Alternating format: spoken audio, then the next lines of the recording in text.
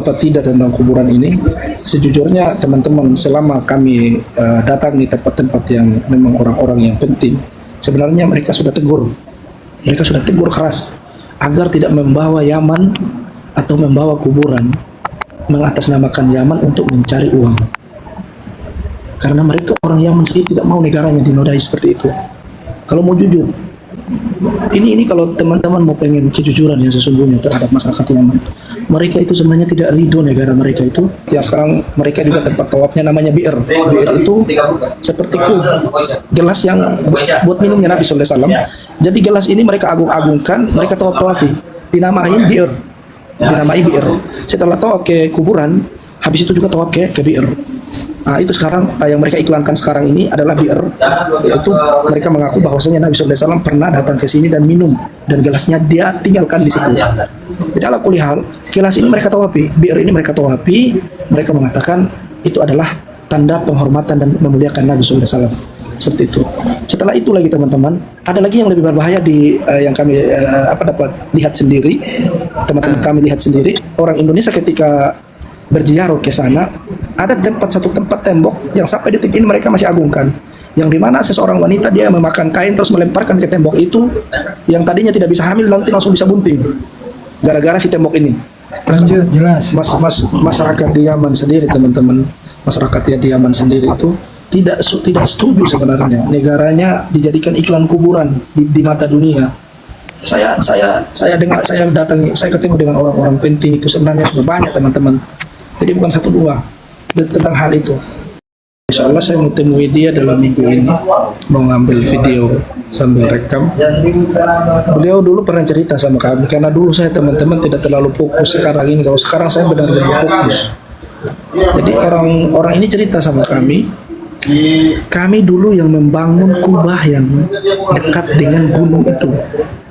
Maksudnya yang dijadikan kuburan Yahud sekarang. Dia bercerita kami dulu yang membangun kubah itu dan kami tidak pernah melihat ada kuburan di situ. Kata orang tua ini yang bersaksi. Jadi beliau bersaksi seperti itu karena memang beliau pelakunya. Beliau yang membangun kubah itu di dekat kuburan itu, dan sekarang dia bingung. Saya tidak tahu kok sekarang bisa ada kuburan yang berbentuk manusia yang ada di Tarim sekarang. Makanya beliau juga takjub. Padahal dulu sekali kami bangun ke kubah itu kami nggak tahu adanya kuburan Hud. Dan mereka juga tidak ada penduduk Tarim, orang-orang tua-tuanya itu tidak ada yang tahu tentang ada kuburan Hud di posisi ya persis di situ. Mereka nggak ada yang tahu. Gak ada yang tahu. Cuma yang jadi permasalahan teman-teman, sekarang ada perkara baru lagi. Ada satu tempat yang sekarang mereka juga tempat tawafnya namanya bi'r. Bi'r itu seperti kub, gelas yang buat minumnya Nabi SAW. Jadi gelas ini mereka agung-agungkan, mereka tawaf-tawafi, dinamain bi'r, dinamai bi'r. Setelah tawaf ke kuburan, habis itu juga tawaf ke bi'r. Nah, itu sekarang yang mereka iklankan sekarang ini adalah bi'r, yaitu mereka mengaku bahwasanya Nabi SAW pernah datang ke sini dan minum, dan gelasnya dia tinggalkan di situ. Jadi ala kulli hal, gelas ini mereka tawapi, bi'r ini mereka tawapi, mereka mengatakan itu adalah tanda penghormatan dan memuliakan Nabi SAW. Seperti itu. Setelah itu lagi teman-teman, ada lagi yang lebih berbahaya di yang kami dapat lihat sendiri, teman-teman kami lihat sendiri, orang Indonesia ketika berziarah ke sana, ada satu tempat tembok yang sampai detik ini mereka masih agungkan, yang dimana seseorang wanita dia memakan kain terus melemparkan ke tembok itu, yang tadinya tidak bisa hamil nanti langsung bisa bunting gara-gara si tembok ini. Itu loh teman-teman. Jadi memang itu lucu, memang itu saya juga tidak tahu entah apalah hal-hal yang konyol. Terus yang terakhir teman-teman, Waalaikumsalam warahmatullah. Yang terakhir teman-teman adalah di mana tentang kuburan Hud. Apakah orang Yaman setuju apa tidak tentang kuburan ini. Sejujurnya teman-teman, selama kami datangi tempat-tempat yang memang orang-orang yang penting, sebenarnya mereka sudah tegur.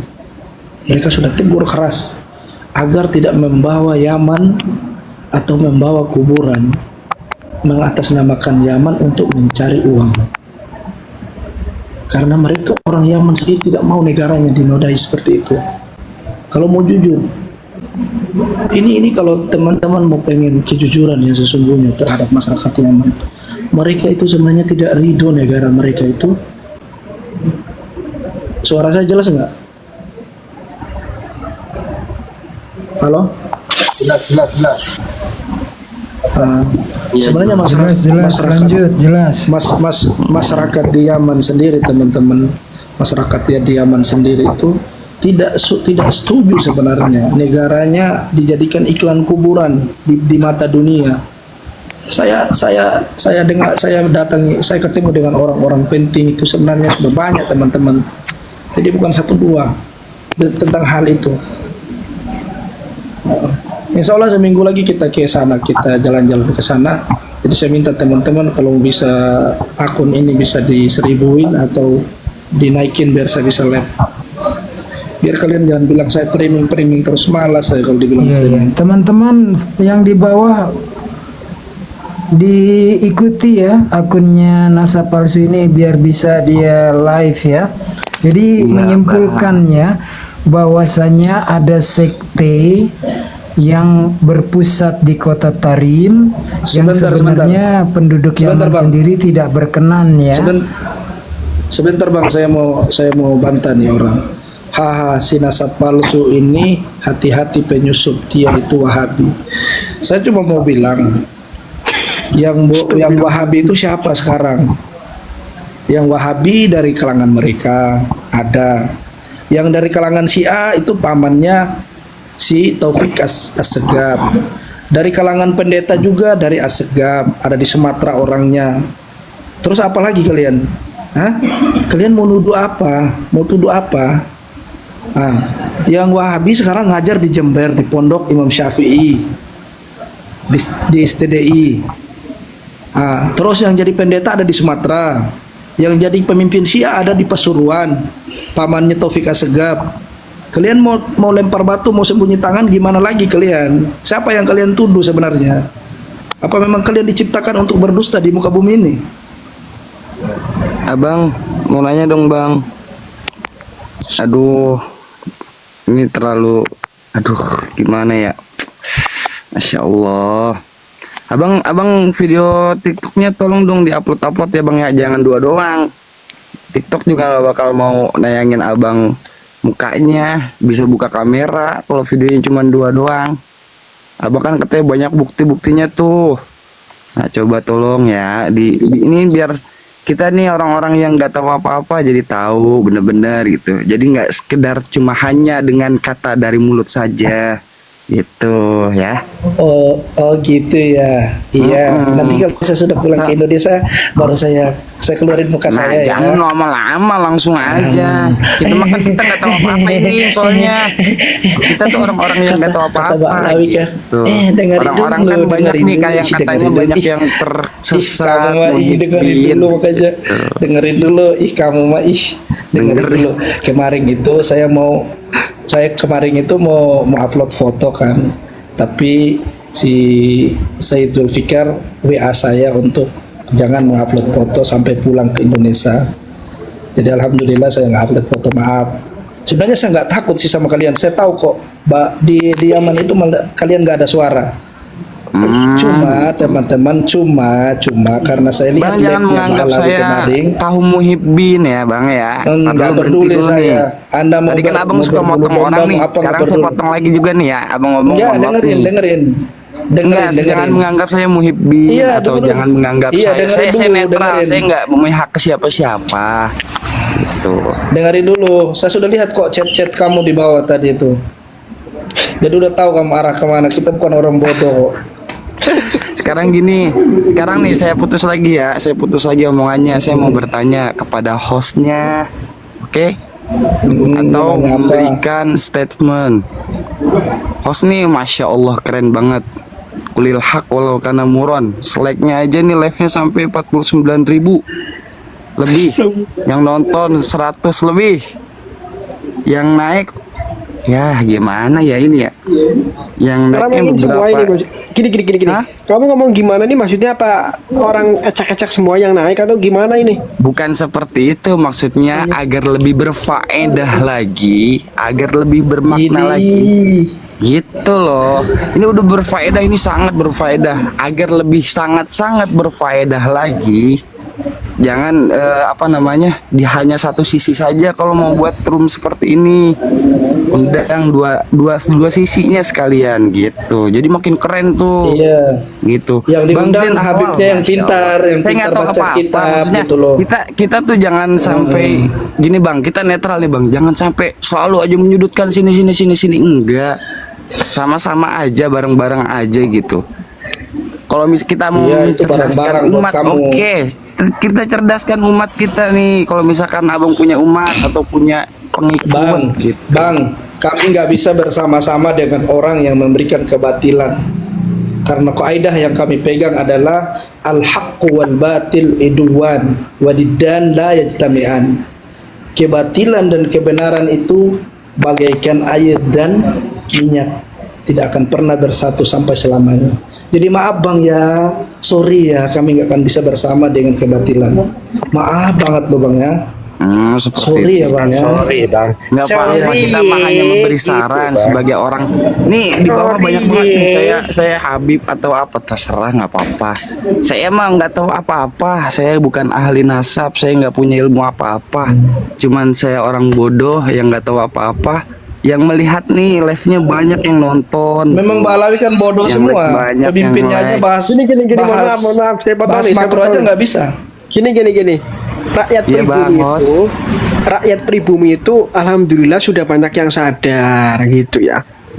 Gitu. Ini banyak juga yang belum sadar. Terus seperti apa tuh? Ya nggak apa-apa, nanti lama-lama juga sadar insya Allah. Kalau nggak sadar malah Kan kita yang lagi udah sadar berjuang. jadinya nggak sadar gimana? Nggak apa-apa, terserah mereka. Tapi sekarang itu pribumi. Jadi ukurannya Masa palsu gini, dulu ngaku Mbak Alawi orang katanya, yang ya tidak Allah. percaya bahwa Alawi zuriat Nabi tidak pernah menjadi muhibin, tetapi muhibin banyak yang sudah sadar meninggalkan Habib. Itu tolok ukurnya. Tapi gini, pribumi kan dulu kan ya begitulah ya, kayak dimainin. Sekarang alhamdulillah sudah pada sadar, dan itu ya saya sebagai pribadi yang biasa saja ya begini lah ya.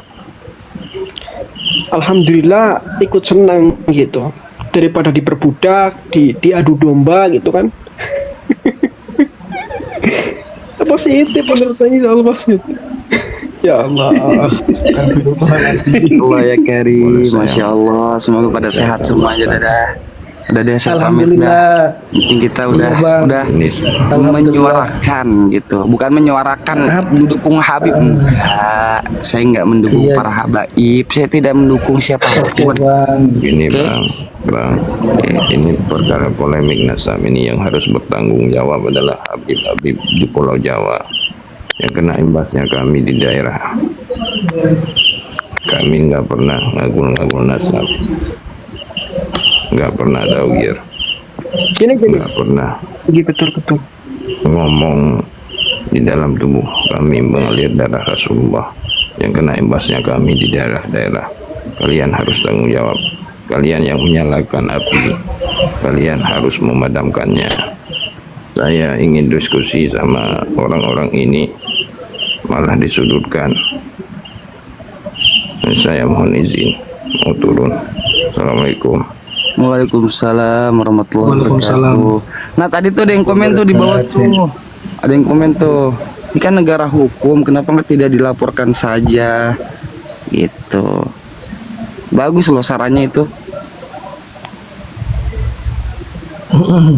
Terus gimana ya, Bang? terus- Lanjut Bang. Ayo kan katanya ya penipu Habib tuh atau apa yang sebentar, ada satu kalian putaran dong, sebutkan. satu putaran menanggapi awal Asegab satu putaran ya. Awal Asegab itu tidak jujur dia. Kan banyak video-video tuh Habib-Habib di Kalimantan. Ini air minum ada ilernya dari Habib Anu dijual 100.000. Ini jubah dijual 2,5 juta. Itu menikmati kok. Seluruh Habib itu menikmati dengan menjual nama Nabi. Jadi jangan berkata yang bertanggung jawab para Habib di Jawa, kami di Kalimantan terkena imbasnya. Ya kalian menikmati juga kok jualan nama Nabi. Gimana sih? Lanjut host, standby. Kang Nasab palsu, aduh jangan dijeda dong. Bang, Oh, maaf. dikit nih saya abis ini langsung turun nih ya. Satu lagi nih bang. Boleh gak nih diizinin gak sama host Iya, iya, nih? gimana? Ya lanjut, Saya lanjut. menambahkan dari Lanjut. Ancol. Ini darah istri saya minum supaya kamu bodoh-bodoh bagian Iya. rakyat Nih Indonesia. saya Kalimantan juga ngomong tuh. nih dikit lagi abis ini turun abis itu gantian dah terserah sampai jam 2 jam 3. Iya, iya lanjut. Ya Bang Muhammad, Bang Ho semuanya acong. Sekar apa nih? Ya nasa pokoknya palsu, cocot kabib. Ini saya minta maaf ya kalau ada banyak salah ya, minta redonya ya. Saya pamit nih. Iya, sama-sama.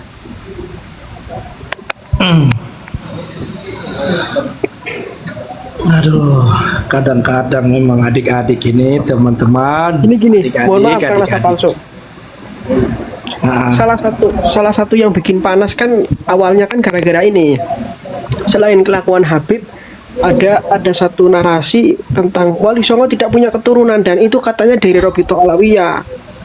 Nah, itu yang bikin keturunan Wali Songo itu jutaan, pecintanya juga banyak banget begitu.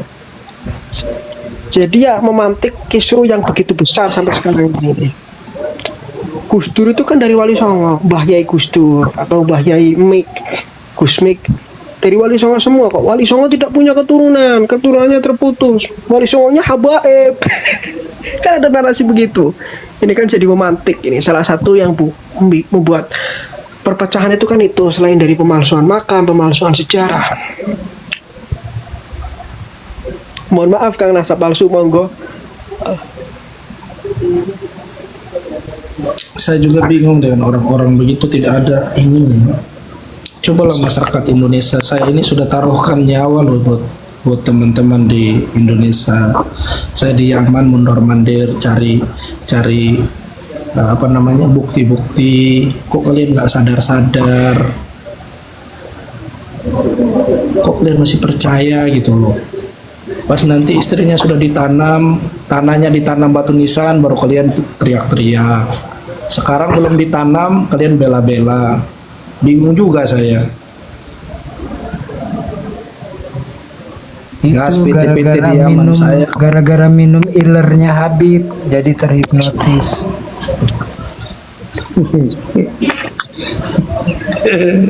Astagfirullahaladzim. Anak kalau ngomong itu pasti panas loh Pak. Ini balai-balai ini kenapa sih? Kalian kok panas banget kalau saya ada di room gitu? Bingung saya. Kalian itu cari Karena tahu akun terlalu saya. Kalau akun jujur. saya sudah 1.000, kalau akun saya sudah 1.000 dihajar lagi sama mereka. Akun saya sudah 5 loh yang dihajar. Ya Allah. Tetap mohon maaf. Jadi Pokoknya saya mohon maaf. Saya boleh Gimana? potong. Hah? Jadi kan sering-sering berhubungan sama Sayyid Zulfikar, Kang Nasab. alhamdulillah saya sering telepon beliau, sering WA juga. Alhamdulillah. Saya berhubungan dengan mereka semua, Kiai Imaduddin. Ya kalau Kiai Imaduddin memang sesuatu yang sangat rahasia buat beliau tambah apa namanya tesisnya tambah kuat, saya kirimkan ke beliau. Matur suwun nggih, mudah-mudahan berkah dan juga dilancarkan jenengan. Ya gitulah. Karena ya kami pribumi selama ini bukan sok paling pribumi ya, merasa tertipu gitu atas klaim cucu Nabi mereka. Ngaku cucu Nabi, ngaku darah Nabi begitu. Kita dari dulu teman-teman ya, kita orang Asy'ari. Kita tahu kok akidah kita yang mana gitu loh. Tapi Pak kiai-kiai kita dari dulu mengajari kita itu tidak pernah sampai segitunya gitu loh. berlebihan, terlalu agresif terhadap Satu klan. golongan mereka malahan. Ya. Satu klan lagi, satu golongan yang harus disucikan, dibersihkan, padahal itu palsu. Mana ada kiai kita itu menyuruh kita ziarah ke kuburan, mendoakan apa segala macam. Nggak ada kiai kita ajarin kita suruh bikinin pohon bunga, kasih hiasan apa segala macam. Tunjukkan saya kiai yang menyuruh seperti itu. Suruh gambar apa segala macam. Bikin makanya saya bingung, ini orang ngaku NU tapi mereka keluar dari syariat NU. Bagaimana bisa seperti itu caranya? Ngaku mereka bilang kami NU apa yang mereka bawa? Yang ada mereka sesatin umat. Air liur mereka jual belikan. Ya Allah, naudzubillah min dzalik. Pasir dari kuburan mereka jual belikan. Ini keringat dijadikan minyak wangi, ngaku ini keringatnya Nabi. Apa ini? Siapa yang ngajar ini? Bodoh sekali. Mana ada kiai-kiai kita yang menyuruh kita lewat ke kuburan ini baru kalian umroh, biar umroh kalian sah. Hanya ada di apa namanya, di madhabnya Ba'alawi agama seperti ini. Coba tunjukkan saya kiai di Indonesia yang bilang kalian datang ke misalnya ke imam, ke apa namanya, ke wali Sunan Ampel yang menyuruh kita kalian tawaf dulu ke Sunan Ampel, habis itu kalian ke Mekah untuk umroh. Ada kiai kita yang menyuruh begitu? Nggak ada. Masa sekarang mereka bikin syariat suruh kita umat muslim harus lewat dulu ke kuburan nenek mereka di Tarim baru ke umroh? Apa ini? Siapa mengajar bodoh semua diajarin? Pribumi dikasih bodoh-bodoh. Pribumi didoktrin lah begitu.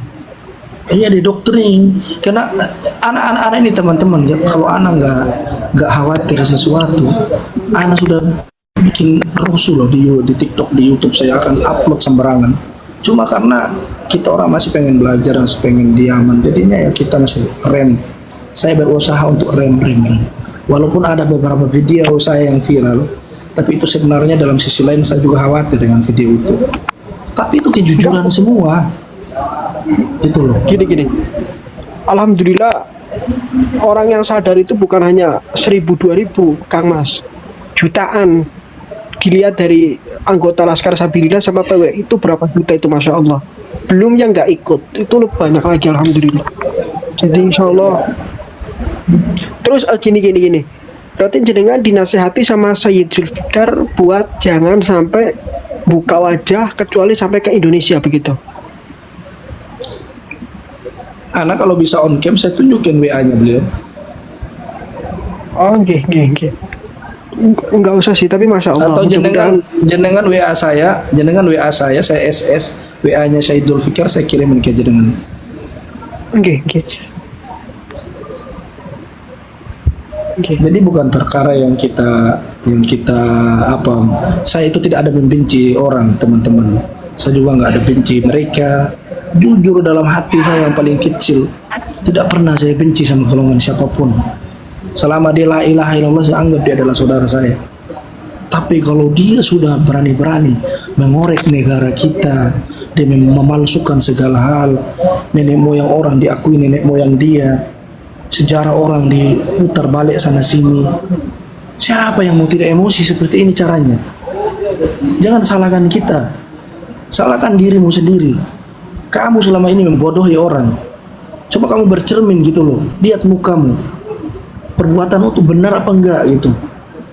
Itu kalau mau benar, bukan orang menyikat kalian, bukan mengambil pelajaran, malah kalian makin seakan terdolimi. Kalian yang mendolimi orang selama ini dengan membodoh-bodohi. Apa kalian pikir kita ini orang hina kah? Roti kalian sudah gigit, terus kalian buang kayak kita. Air yang kalian ludahin, pak gini suruh kita yang minum.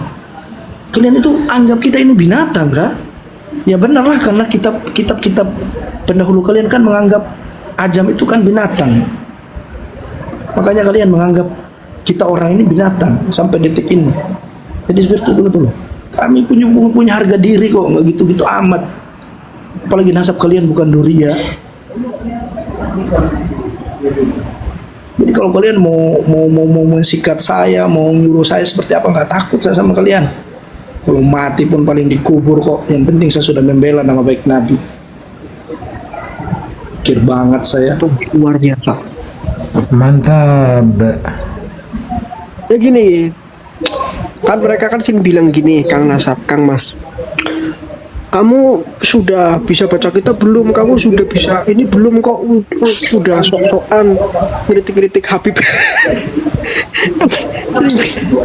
Untuk menjadi pembela Rasulullah dan pecinta NKRI itu tidak butuh hafal berapa hadis, itu tidak butuh di Kang Nasab ya. Iya. Gini Gus, mereka menanyakan kita, kalian sudah hafal hadis?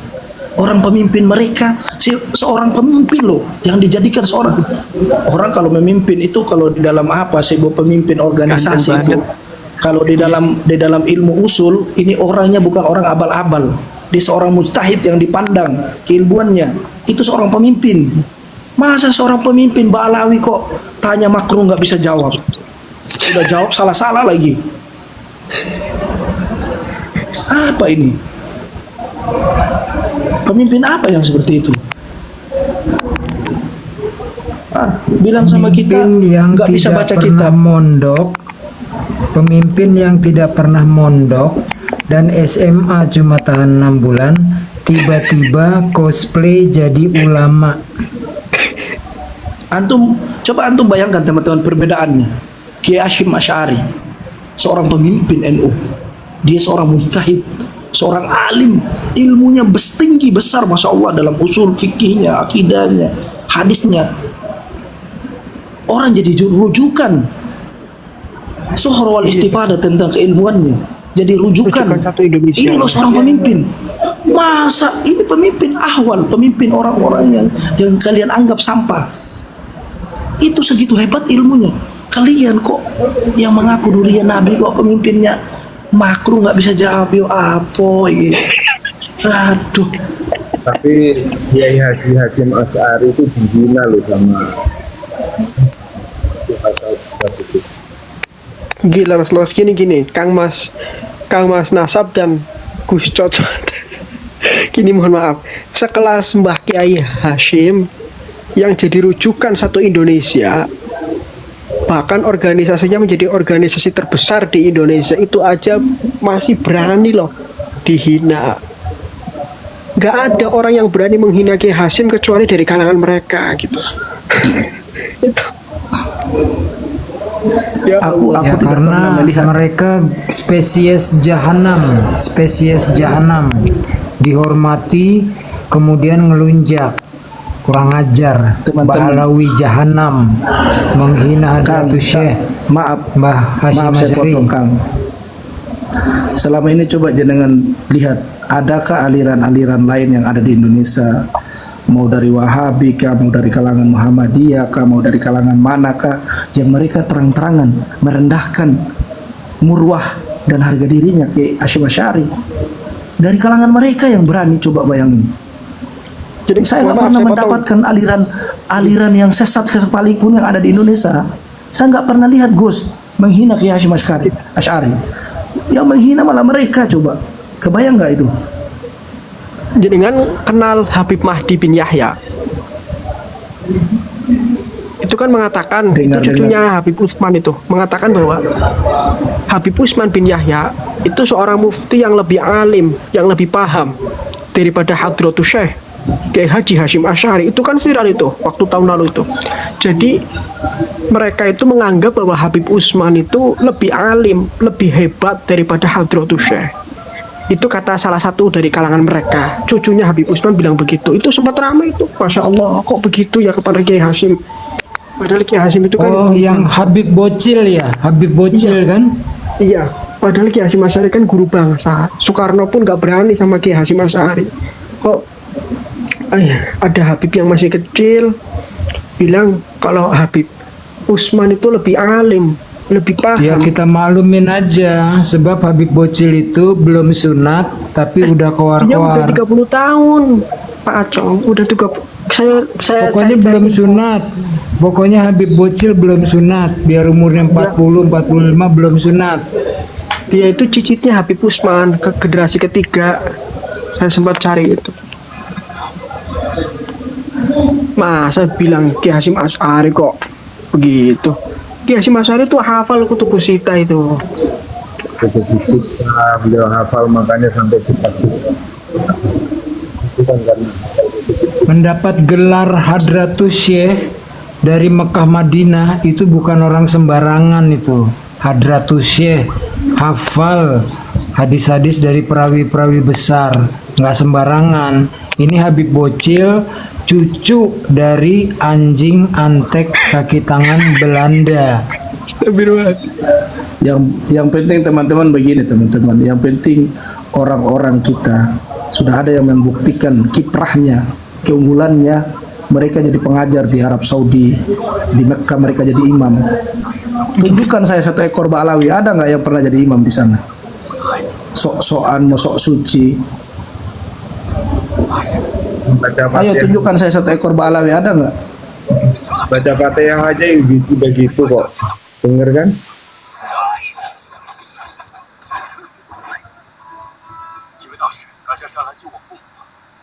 Apa itu? Oh ini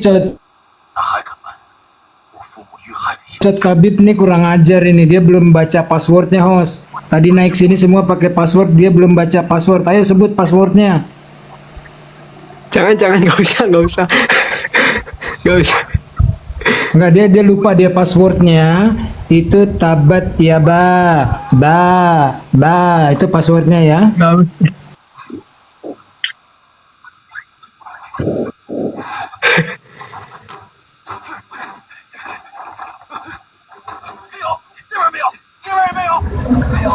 Halo Kang Mas Nasab. Teman-teman saya pamit ya, saya mau makan dulu teman-teman, makan malam lapar sekali.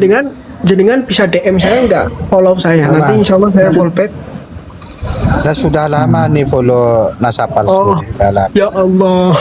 Iya. Ya, Oke, ini saya pun teman-teman. mau nak Udahlah. turun juga, saya mau nak pergi di bumi ini sudah diundang begitu. Jenengan bisa DM saya.